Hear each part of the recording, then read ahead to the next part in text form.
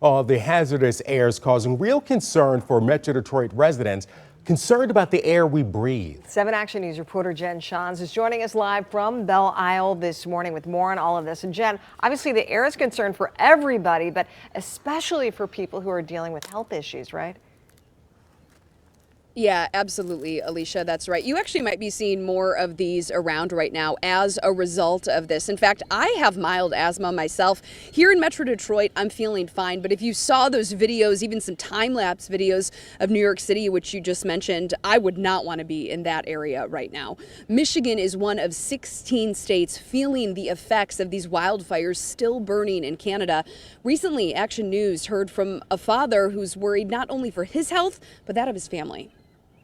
Kenneth Raymond isn't a fan of Michigan's bitter cold, but this year, just as we inch into the months he actually enjoys the outdoors. It's a little depressing because as much as what I like being outside, right now I can't be.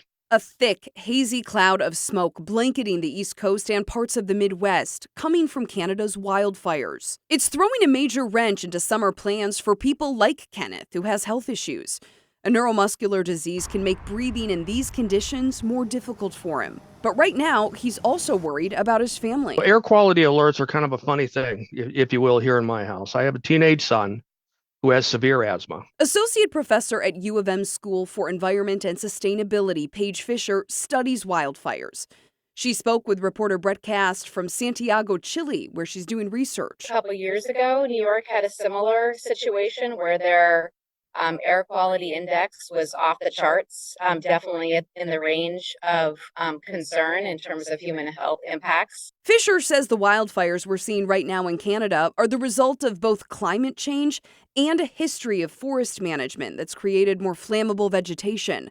And she says the risks aren't going anywhere. I suspect it's going to happen more frequently in the future just because we have all these forests that have dried out and are really primed to burn. For people like Kenneth, this reality means an almost constant awareness of what's in the air. I have air quality app on my phone, kind of piggybacked off of one of the weather apps. So I have dingers that go off when air quality warnings and whatnot are being issued. Here in Metro Detroit, air quality is listed in the unhealthy category. In New York City, it's even worse. A new storm system from the west could improve things by early next week.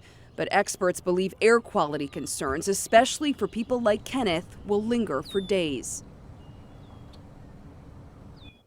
Now, we're here on Belle Isle, where you can see that heavy haze is still hanging over downtown Detroit and the RenCen there. You can see the Ambassador Bridge, but not as clearly as you'd normally be able to see it. And believe it or not, our photojournalist Mike was here yesterday. He says this what we're seeing this morning is actually an improvement from what he saw yesterday.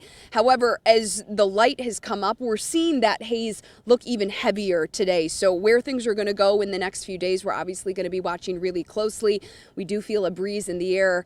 We're going to have to see exactly where this goes. But based on the experts that we've heard from and continue to talk to, this is going to be a problem that's going to be with us for a few days.